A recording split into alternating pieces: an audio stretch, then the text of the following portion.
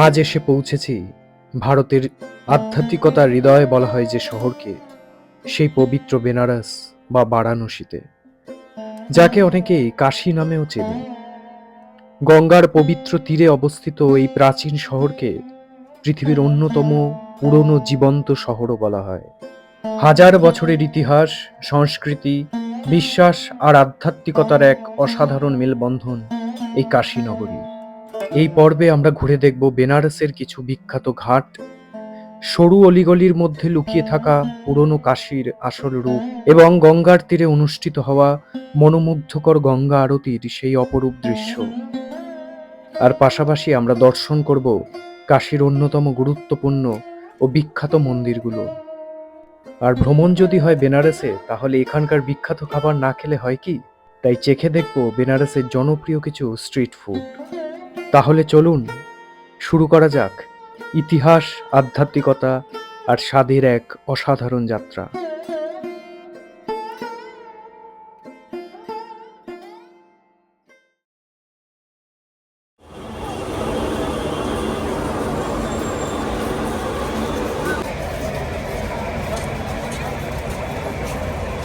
Sealdah station থেকে সবাইকে শুভ সন্ধ্যা।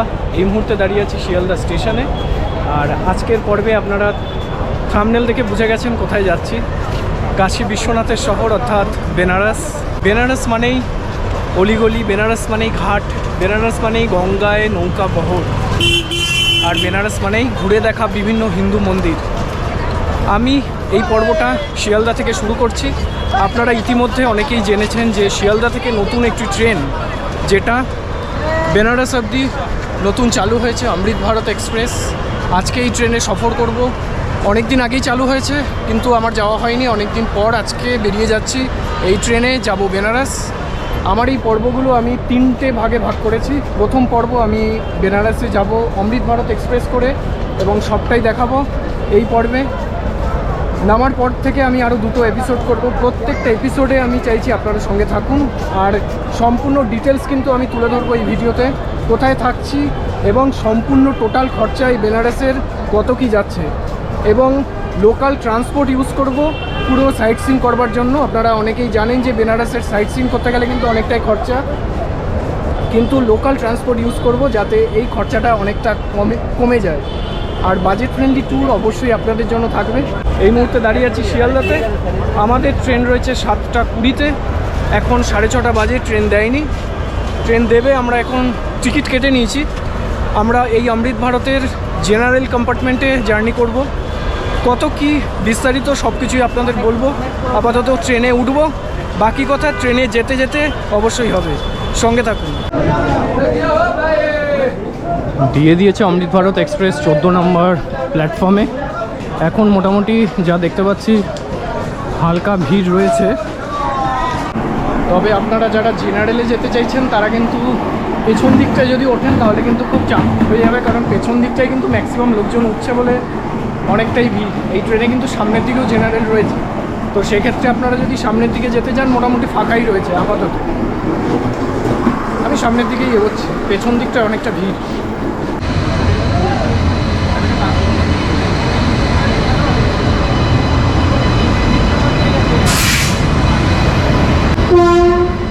উঠে গেছে সামনের দিকে বসে।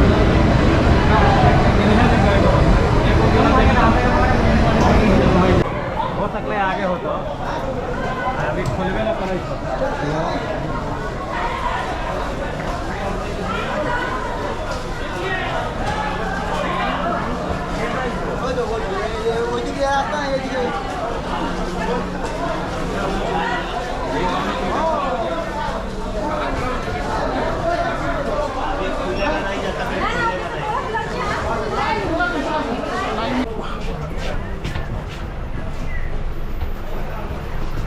জেনারেলে যদি ভাবছেন জার্নি করবেন, সেই ক্ষেত্রে কিন্তু একটু চাপ হতে পারে, কারণ প্রথম দিকে যখন ট্রেনটা চালু ছিল তখন কিন্তু ফাঁকাই ছিল। তো এই ট্রেনের সিস্টেম দেখতে পাচ্ছেন পুরো যেহেতু নতুন এই ট্রেনটা বানানো হয়েছে। এখানে বেসিনটা দেখুন একদম নতুন, এখানে ডাস্টবিন রয়েছে। আচ্ছা, এই পাশেও কিন্তু ইন্ডিয়ান রয়েছে আর এখানে বেসিন রয়েছে। তবে মানে এখানে কিন্তু ওয়েস্টার্ন কোমোডের কোনো ফেসিলিটিস কোনো বাথরুমেই দেখতে পেলাম না। অমৃত ভারত এক্সপ্রেসের যে জেনারেলে আমরা উঠেছি, সেই জেনারেলে প্রথম দিকে তো ট্রেন যখন প্রথম দিকে চালু হয়েছিল তখন মোটামুটি ফাঁকাই ছিল।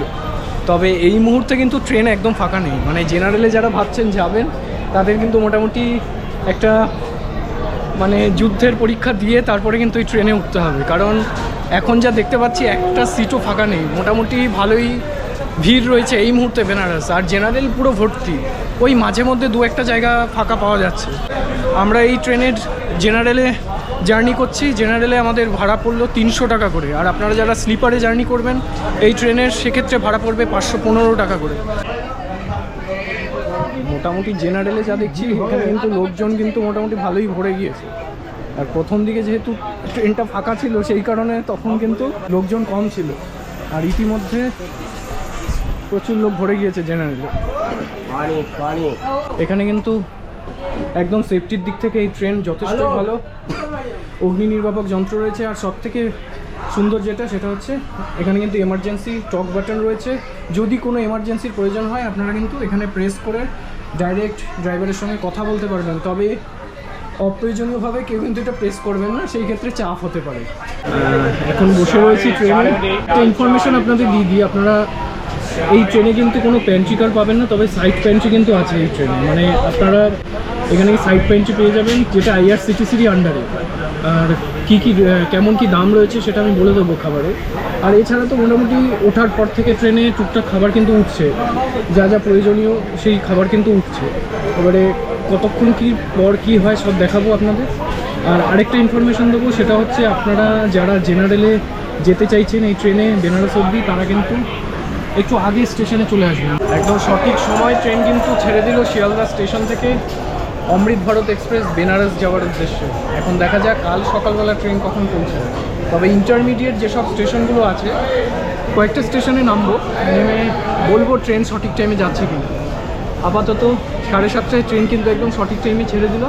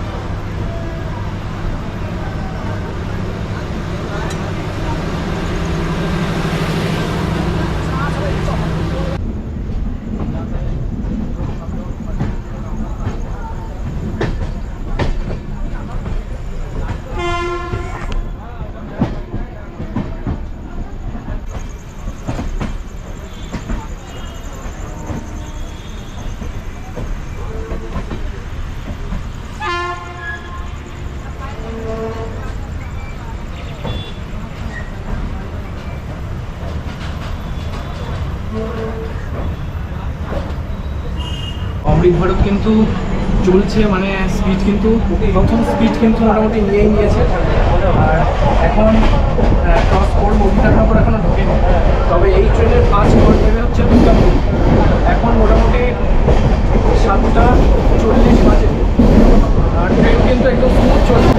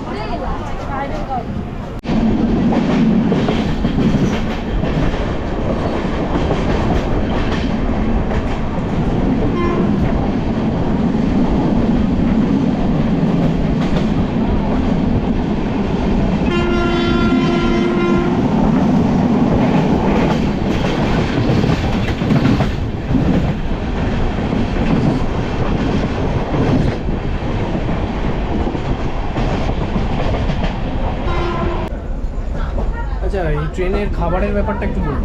साइड पेंटिंग कार है सर, बेस किचन से चढ़ता है दुर्गापुर से, দুর্গাপুর সেই চলতা है हाँ। মানে মোটামুটি খাবারের কোনো অসুবিধা হবে না? ना जो ऑर्डर लेते हैं सर, जो মানে যেটা অর্ডার যারা অর্ডার দিচ্ছে সেইটাই মোটামুটি পাওয়া যায়। एक्स्ट्रा खाना लेते नहीं है, एक्स्ट्रा वेस्ट खाना हो वो- जाएगा ना सर। हम एक्स्ट्रा लोग का तो खाना। 10% कमीशन है, अगर 5 खाना वेस्ट हुआ तो सारा बेकार हो जाएगा।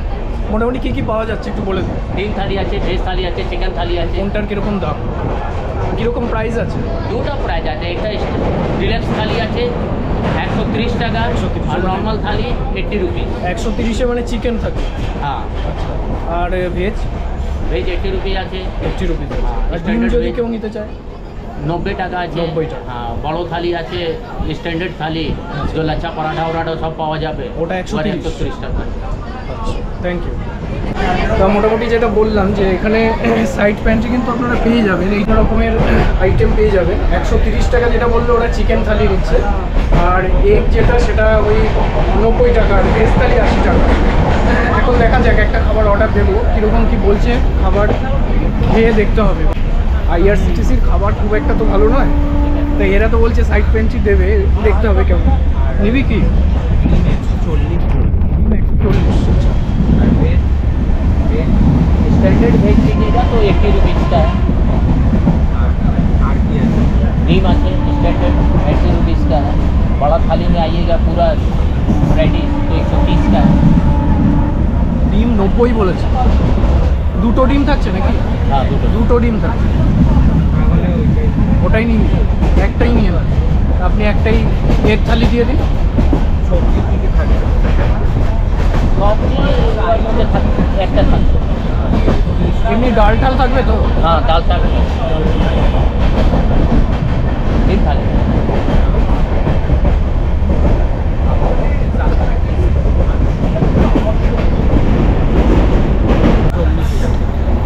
ও কি বলবে, আমি ক্যামেরায় অলরেডি রেকর্ড করে নিয়েছি। ও 140 বললে হবে না, এখানে 80 আমি বলে দিয়েছি। ও যদি এখানে বলতো 80, আমি এসে বললাম তো 90 তো।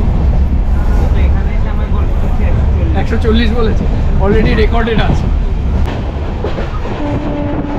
এই মুহূর্তে ক্রস করছি দক্ষিণেশ্বর স্টেশন।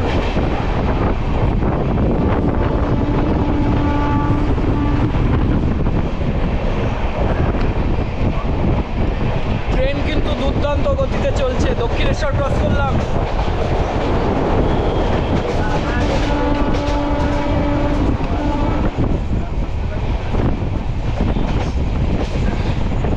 সামনেই আসছে বিবেকানন্দ সেতু।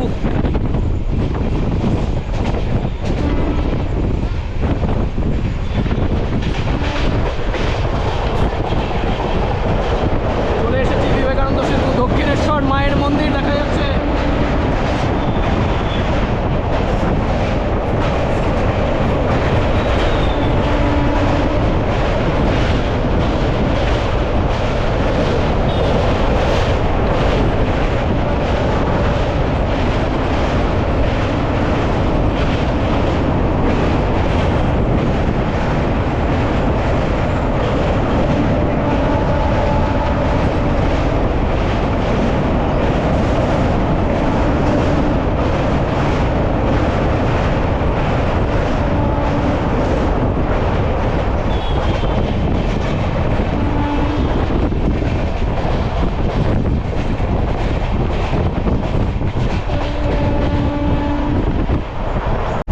এখনো অবধি ট্রেনে আছি, শিয়ালদার পর থেকে এখনো অবধি কিছুই ওঠেনি।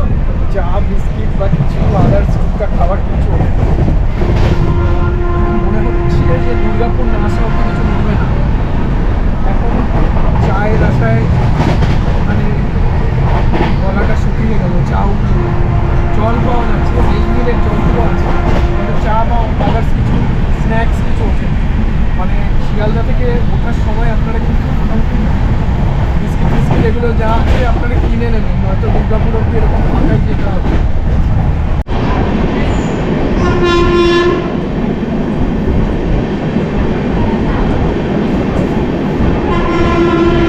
ট্রেন এই মুহূর্তে ক্রস করছে বর্ধমান। কিন্তু এই ট্রেনের স্টপেজ নেই বর্ধমানে, এই ট্রেন ডাইরেক্ট দুর্গাপুর যাবে।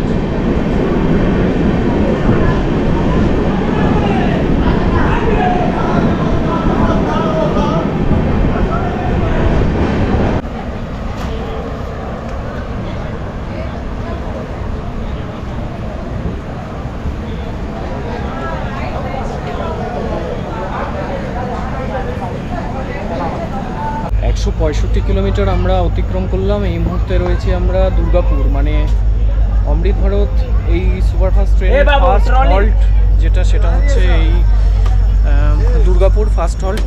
এরপর এই ট্রেন দাঁড়াবে আসানসোল। তো এই মুহূর্তে ট্রেন মোটামুটি 19-20 মিনিটের মতো লেট রয়েছে। ট্রেন ভালোই চলছে, একটু লেট রয়েছে। তাছাড়া এরপরে আবার দেখা হচ্ছে আসানসোলে নেমে। এই ট্রেন এখানে 2 মিনিটের জন্য হল্ট দিচ্ছে। পরবর্তী স্টপেজ আসানসোল। কিন্তু এখানে সামনের দিকে যেহেতু জেনারেলগুলোতে আমরা উঠেছি, এখানে কিন্তু খাবারের কিছু দোকান উঠছে না। এগুলো পেতে গেলে মোটামুটি পেছন দিকে যেসব জেনারেলগুলো রয়েছে সেগুলোতেই যারা বসেছে তাদের জন্য সুবিধা।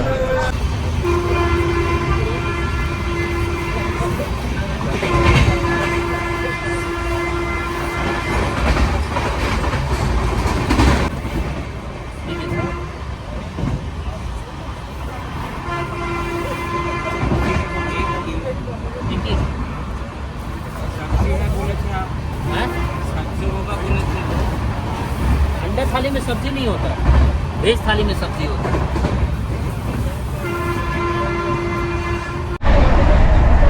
অ্যাকচুয়ালি বাড়ি থেকে খাবার নিয়ে এসেছিলাম, কারণ এই ট্রেনে যেহেতু প্যান্ট্রি কার নেই আর সাইড প্যান্ট্রি রয়েছে, সেই জন্য আমি আইটেমসও বাড়ি থেকে নিয়ে এসেছি। তবে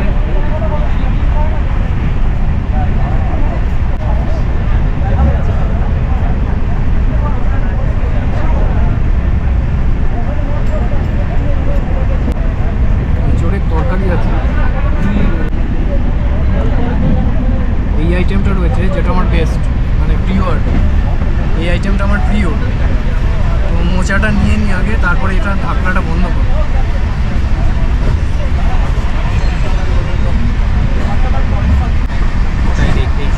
আপাতত খেয়ে নিই। আসানসোল এখন অবধি আসেনি, আসানসোল আস্তে আস্তে আমার খাওয়া হয়ে যাবে।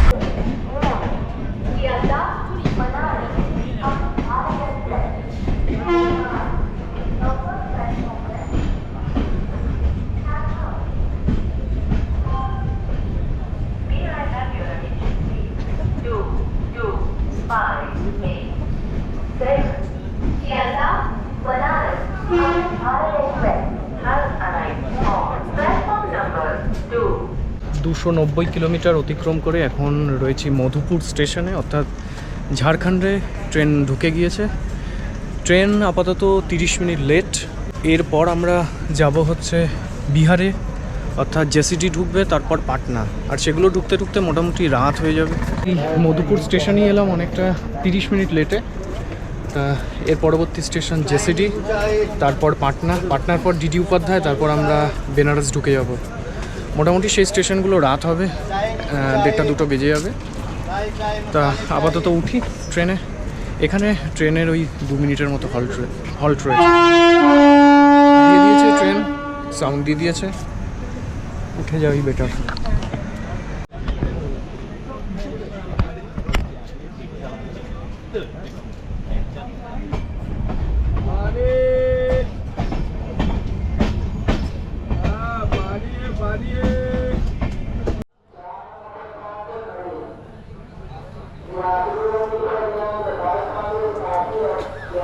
এই মুহূর্তে ট্রেন এসে পৌঁছেছে বিহারের পাটনাতে।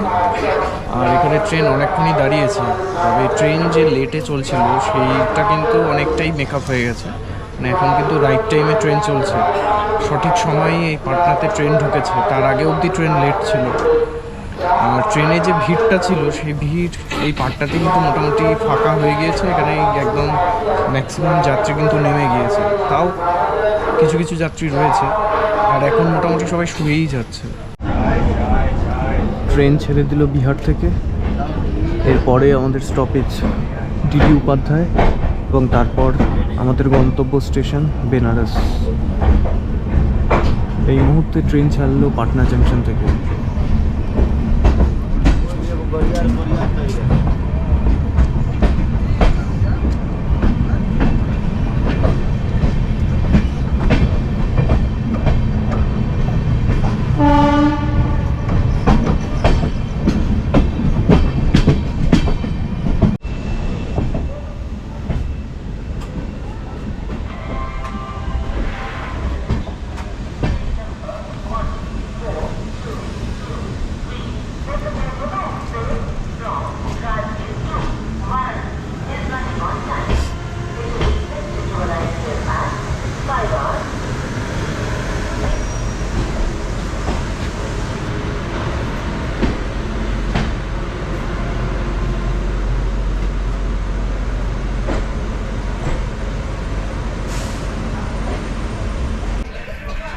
ये चाय चाय चाय चाय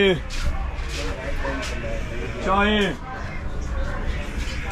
चाय ফাইনালি এখন পৌঁছে গিয়েছি আমাদের অন্তিম স্টেশন, অর্থাৎ পণ্ডিত দীনদয়াল উপাধ্যায় ডিডি উপাধ্যায় জাংশন, যেটাকে মুঘল সরাই নামে অনেকে চেনে। এই স্টেশনে পৌঁছে গিয়েছি আমরা এখন, আর সঠিক টাইমে পৌঁছে গিয়েছি। এখন 6:05 বাজে। যেটা বলার সেটা হচ্ছে ঘুম তো একটুও হয়নি। জেনারেলি আপনারা জার্নি করবেন একটু বুঝে করবেন, কারণ এখানে কিন্তু রেস্ট মানে রাতে ঘুমের কিন্তু খুব ডিস্টার্ব হবে, এটাই বলার। আর যারা ফ্যামিলি নিয়ে যাত্রা করছেন বেনারসে এই ট্রেনে, তারা স্লিপারটাই চেষ্টা করবেন না আবার। আর যারা বন্ধুবান্ধব যাত্রা করবেন, বন্ধুবান্ধবরা যাবেন মিলিতভাবে, তাদের ক্ষেত্রে ঠিক আছে, বাট ফ্যামিলি হলে পরে কিন্তু অবশ্যই আপনারা স্লিপারটা ট্রাই করবেন, জেনারেলি যাওয়ার একদমই ট্রাই করবেন না। এরপরে আমরা পৌঁছে যাব বেনারস। এই ট্রেনের বেনারসে একদম ডাইরেক্ট স্টপেজ আছে। বারাণসী স্টেশনে এই ট্রেনের কোনো স্টপেজ নেই। এখন দেখব যে এই ট্রেনটা বারাণসীতে দাঁড়ায় কি না, কারণ বারাণসীতে দাঁড়ালে পরে সুবিধা হবে। বারাণসীতেই নেমে যাব। ভালোই ঠান্ডা রয়েছে, আর রাতের দিকে ভালোই ঠান্ডা ছিল, এখন তো জানালা খোলাতে আরও বেশি ঠান্ডা আসছে। আপনারা আসলে পরে কিছু কম্বল বা চাদর নিয়ে আসবেন, রাত্রিবেলা কিন্তু সুবিধা হবে।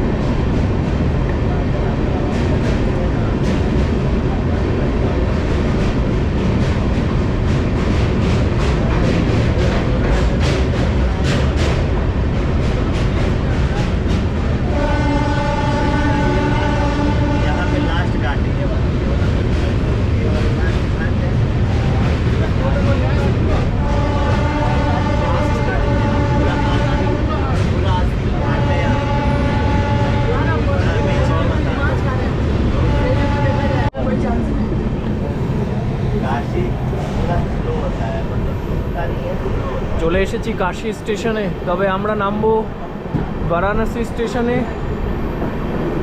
দেখি ট্রেনটা স্লো হয়তো করবে, যেহেতু নতুন ট্রেন। তবে এই ট্রেনের স্টপেজ নেই, আমরা বারাণসীতেই নামবো।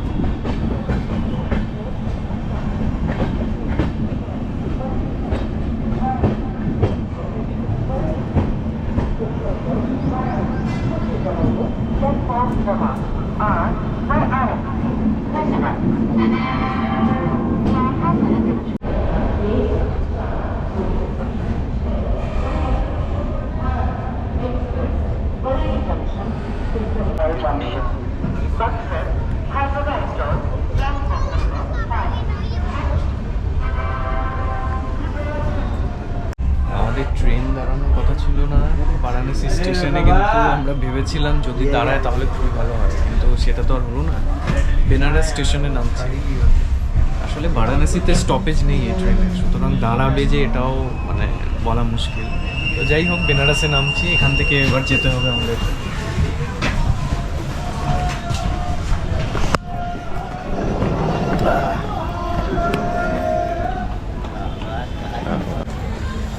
সকাল সকাল বেনারস স্টেশনে ট্রেন এলো, ঘড়িতে সময় সকাল 7:30। 7:30 বাজে নেমে গেলাম বেনারস স্টেশনে। এবার বাইরে বেরোবো, দেখি তারপর কীভাবে যাচ্ছি না যাচ্ছি সবটাই দেখাচ্ছি। চলুন যাওয়া যাক।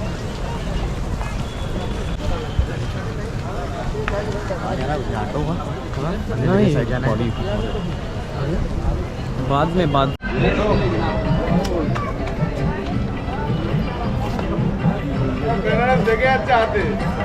এই বেনারস স্টেশনে এসে দেখলাম যে এখানে কিন্তু লিফটেরও ব্যবস্থা রয়েছে, এছাড়া এসকেলেটরও রয়েছে। মানে যারা বয়স্ক ব্যক্তি তাদের জন্য কিন্তু অসুবিধে আমি দেখছি না, কারণ এখানে কিন্তু লিফটের ফেসিলিটিস আছে।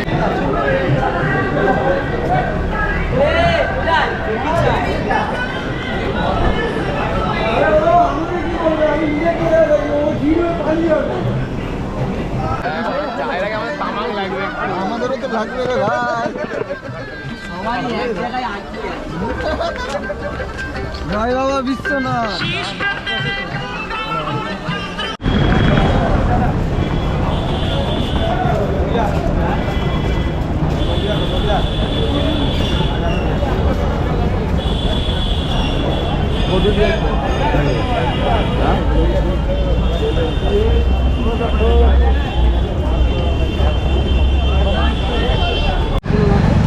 আমরা এখন স্টেশন থেকে সোজা হেঁটে যাচ্ছি। চায়ের দোকান এখনও অবধি দেখিনি, বললো দেখি সামনের দিকে গেলে পরে চায়ের দোকান পাবো বললো, কিন্তু এখনও অবধি দেখিনি। তবে চাটা খেয়ে তারপরে আমরা রওনা দেবো। দেখছি শেয়ারে যাওয়া যায় নাকি, কারণ এখানে যা দেখছি যে অটোওয়ালাগুলো একদম স্টেশনে ছেঁকে ধরেছে। এখন দেখবো শেয়ারে যাওয়া যায় কিনা। স্টেশনের সামনে থেকে আমরা একটা অটো রিজার্ভ করে 100 টাকা আমাদের ভাড়া নিল। এই অটো করে আমরা যাব এখন ভারত সেবাশ্রম। ভারত সেবাশ্রমে কীরকম কী রুম প্রাইস রয়েছে, কীরকম হোটেল টাইপ, রুমগুলো কেমন, সবটাই দেখাবো। আপাতত ভারত সেবাশ্রমে যাচ্ছি।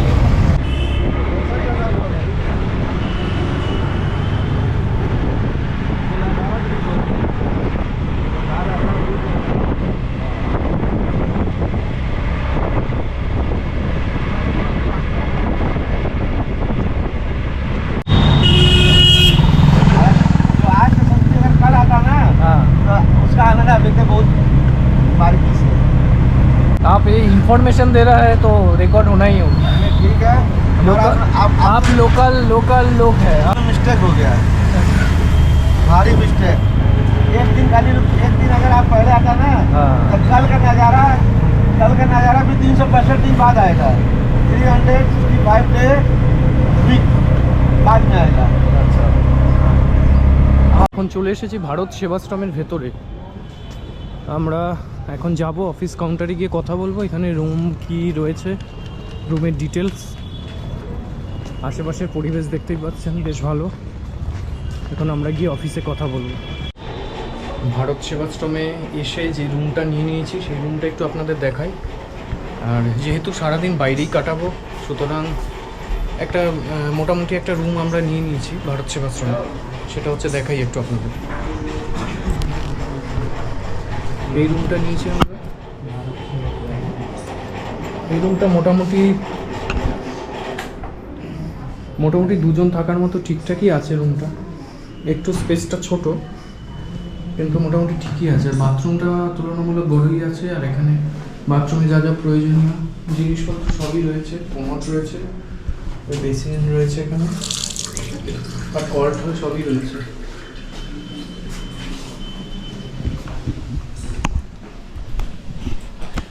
ভারত সেবাশ্রমের এই রুমটা আমাদের প্রাইস পড়লো হচ্ছে মাত্র 500 টাকা। আমরা 3 দিন থাকবো, আর 3 দিনে আমাদের 1500 পড়েছে। এছাড়াও আরও বিভিন্ন ক্যাটাগরিজের রুম এই ভারত সেবাশ্রমে আপনারা পেয়ে যাবেন। সেখানে 600, 800 বিভিন্ন রকম দামের রুম রয়েছে। তো এখন ফ্রেশ হয়ে বেরোবো, সেই পর্ব আবার আপনাদের সামনে তুলে ধরবো। ততক্ষণ সঙ্গে থাকুন।